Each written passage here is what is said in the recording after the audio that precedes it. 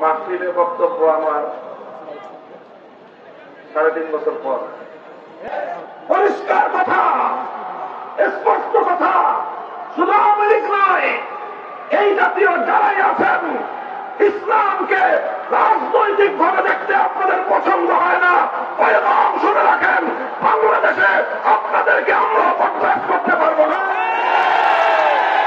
ইসলাম আল্লাহর জমিনে বিজয়ী আদর্শ হিসেবে প্রতিষ্ঠিত হবে। আপনার রাজনৈতিক দর্শনে এটাকে মানার কোন সুযোগ আছে কিনা সেটা বলবেন। সম্মানিত সদরে ইজলাস, মুহতারামুল মাকাম হযরতুল আল্লামা ইমাদুদ্দিন হাফিজাহুল্লাহ, অন্যান্য হযরত উলামায়ে কেরাম, সম্মানিত মুরব্বী সাহেবান, সমবেত নবী প্রেমিক তাওহীদি জনতা, মাহফিলে বক্তব্য আমার 3.5 বছর পর। সিরাতুন নবী সাল্লাল্লাহু আলাইহি ওয়াসাল্লামের মাহফিলের মধ্য দিয়ে আমার এই ইফতিতাহ, এই নতুন সূচনা, এটাও যেন আল্লাহ পাক রাসূল আকরাম সাল্লাল্লাহু আলাইহি ওয়াসাল্লামের বরকতে আল্লাহ যেন বরকতময় করেন, কবুল করেন। কয়েকটা কাটা কাটা কথা আমি বলবো। কথাগুলোর মধ্যে তাসালসুল থাকবে না, অর্থাৎ ধারাবাহিকতা থাকবে না। একটা কথা শেষ হবে আরেকটা কথা বলবো। সারাদিন আপনারা এখানে আজকের এই মুবারক মাহফিলে উপস্থিত আছেন। হযরত উলামায়ে কেরামের কাছ থেকে রাসূল আকরাম সাল্লাল্লাহু আলাইহি ওয়াসাল্লামের সিরাতের উপর গুরুত্বপূর্ণ আলোচনা শুনেছেন। প্রথম কথা হল, নবী আকরাম সাল্লাল্লাহু আলাইহি ওয়াসাল্লামের মাকসাদে বিআসাত, যে উদ্দেশ্যে তিনি নবী হিসেবে দুনিয়াতে আল্লাহর পক্ষ থেকে প্রেরিত হয়েছেন, মৌলিক কয়েকটা উদ্দেশ্যের কথা কোরআনে পাকের মধ্যে আল্লাহ পাক রব্বুল আলামিন আলোচনা করেছেন। তার মধ্যে 4টা উদ্দেশ্যের কথা সূরা বাকারা এবং সূরাতুল জুমআর মধ্যে একটু আংশিক পরিবর্তন সহ, একটু 8 পিস সহ, 8 পিস সহ 4টা কথা আল্লাহ পাক বলেছেন।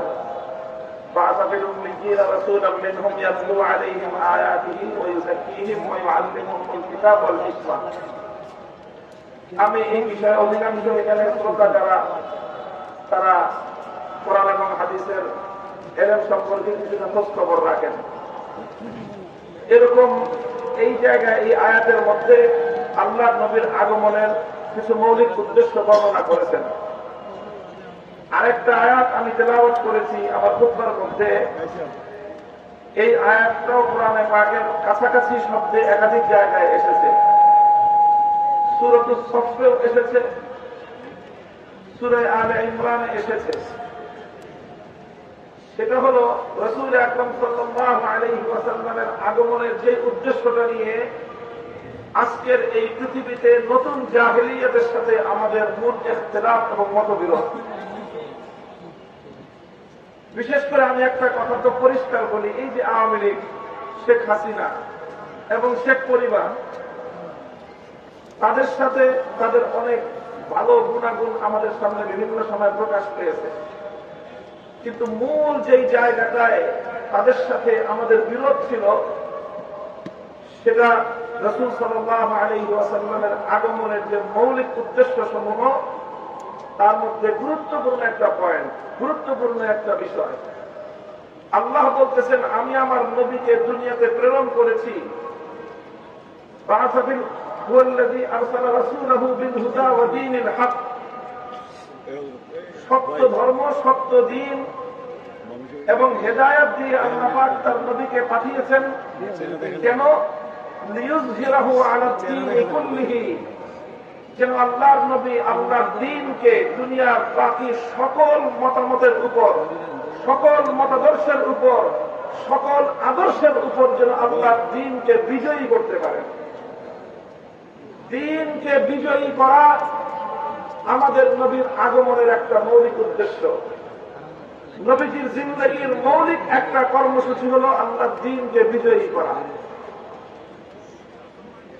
এই জন্য আজকে আওয়ামী লীগের এই দুর্দশা দেখে এই কথা আমি বলতেছি তা না, আগামী দিন কোনোভাবে যদি আগামী কোনো সময় তওবা করে এই জাতির হাতে পায়ে ধরে মাপছে যদি আবার রাজনীতিতে পুনর্বাসিত হওয়ার সুযোগ পান, তাহলে এই তওবাটা বিশেষভাবে আপনারা করে আসবেন। সেটা হলো, আপনারা ইসলামকে এতিমখানায় দেখতে আপত্তি করেন না, ইসলামকে কবরস্থানে দেখতে আপত্তি করেন না, ইসলামকে মসজিদে দেখতে আপনাদের আপত্তি নাই, ইসলামকে মাদ্রাসায় দেখতে আপনাদের আপত্তি নাই, কিন্তু ইসলামের কথা নিয়ে রাজপথে নামলে আপনাদের শরীরে এনার্জির চুলকানির উপদ্রব শুরু হয়। ভালো করে বলতেছি, তখন সেই সময়ে কিছু মানুষ এই শেখ হাসিনার প্রশংসা করে যে উনি তো তাহাজ্জুদের নামাজ পড়েন, কেউ প্রশংসা করে উনি তো মাথায় পট্টি লাগান, কেউ প্রশংসা করে উনি তো হিজাব পড়েন, উনি তসবিহ পড়েন, উনি সকালবেলায় ঘুম থেকে উঠে যায় নামাজ তালাশ করেন, কোরআন শরীফ পড়ে দিনের কার্যক্রম শুরু করেন। এই সকল বিষয়ে পরের আলোচনা। প্রথম কথা হলো, ইসলাম আল্লাহর জমিনে বিজয়ী আদর্শ হিসেবে প্রতিষ্ঠিত হবে। আপনার রাজনৈতিক দর্শনে এটাকে মানার কোন সুযোগ আছে কিনা সেটা বলবেন। উলামায়ে কেরাম মসজিদে কথা বলবেন, উলামায়ে কেরাম দ্বীনের মাসআলা বলবেন, উলামায়ে কেরাম দ্বীনের দাওয়াতের কথা বলবেন, সেই সঙ্গে উলামায়ে কেরাম আল্লাহর দ্বীনকে রাজনৈতিকভাবে বিজয়ী করবার কথা বলবেন। এই কথাটা যদি আপনার বরদাস্ত না হয়, আপনার হাজার রাকাতের তাহাজ্জুদের নামাজের এক কানা করি মূল্য নেই, আপনার হাজার বারের হজের কোন মূল্য নাই। পরিষ্কার কথা, স্পষ্ট কথা। শুধু আওয়ামী লীগ নয়, এই জাতীয় যারাই আছেন, ইসলামকে রাজনৈতিক ভাবে দেখতে আপনাদের পছন্দ হয় না, পয়গাম শুনে রাখেন, বাংলাদেশে আপনাদেরকে আমরা বরদাস্ত করতে পারবো না।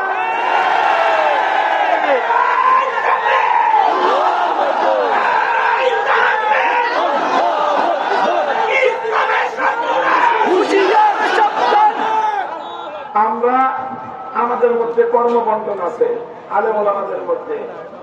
কেউ তালিমের কাজ করবে, শিক্ষকতার কাজ, এলেম শিখাবে, কেউ দাওয়াত এবং তাবলীগের কাজ করবে, কেউ তাজকিয়া এবং ইসলাহের কাজ করবে, আর কারো জিন্দেগির মূল কাজ হবে ইসলামকে রাজনৈতিকভাবে বিজয়ী করা। কাজেই কেউ যদি ইসলামী শিক্ষার বিরোধিতা করে সে যেরকম মুরতাদ, কেউ যদি ইসলামী দাওয়াতের বিরোধিতা করে সে যেমন মুরতাদ, কেউ যদি ইসলাম এবং তাজকিয়ার বিরোধিতা করে সে যেরকম মুরতাদ, কেউ যদি ইসলামী রাজনীতির বিরোধিতা করে সেও মুরতাদ। এই প্রশ্নে কোনো আপোষ নাই, কোনো আপোষ নাই। আওয়ামী লীগ আর আওয়ামী লীগকে দেখা দেখি মাঝে মাঝে বিএনপিও এই কথা বলার চেষ্টা করে, যে রাজনীতিতে ধর্মের প্রবেশের কোন সুযোগ নাই। মনে রাখো, এই কথা যদি তোমরা পরিবর্তন না করো, আগামী দিনে বাংলাদেশ তোমাদের ব্যাপারে একই সিদ্ধান্ত নেবে। মনে রেখো, ইসলামের বিজয়ের এক বাতাস প্রবাহিত হয়েছে, সেই বাতাস ইমারতে ইসলামিয়া কায়েম করেছে। সেই হাওয়ায় দুলতে দুলতে আমেরিকার নেতৃত্বাধীন পশ্চিমা জগৎ পরাজয় মেনে নিয়েছে। সেই বাতাসে দুলতে দুলতে হামাসের কাছে ইসরায়েল নথি স্বীকার করতে বাধ্য হবে।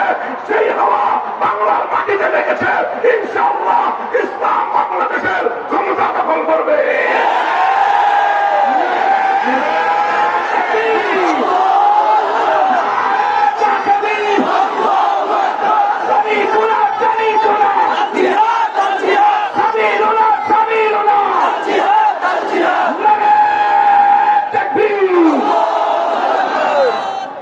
কথাটা আমাদের পরিষ্কার। অন্যান্য ধর্মের ব্যাপারে আমার কোনো কথা নাই। আমি যতটুকু তুলনামূলক ধর্মতত্ত্ব নিয়ে পড়াশোনা করেছি, জেনেছি, শুনেছি, অন্য কোন ধর্ম রাজনৈতিকভাবে বিজয়ী হওয়ার অভিলাষ রাখে না। এই জন্য ওই সকল ধর্মগুলো রাজনীতিতে থাকবে কি থাকবে না সেটা তাদের ধর্ম প্রণেতা যারা আছে, ধর্মের নিয়ন্ত্রক যারা আছে, অন্য সবগুলো ধর্ম নিয়ন্ত্রণ করে মানুষ। একমাত্র ইসলাম ধর্ম এমন যে তার নিয়ন্ত্রণের বাগদৌড় করে মানুষের হাতে নয়, বরং আল্লাহর হাতে। আল্লাহ যেভাবে ইসলামকে তরতিব দিয়েছেন, সেটআপ দিয়েছেন, এখানে কিয়ামত পর্যন্ত এক নকশার পরিবর্তন করার সুযোগ কারো জন্য নয়। এবং ইসলামকে আল্লাহ পাক দুনিয়াতে রাজনৈতিক ভাবে বিজয়ী হওয়ার জন্য পাঠিয়েছেন। একটা কথা শেষ,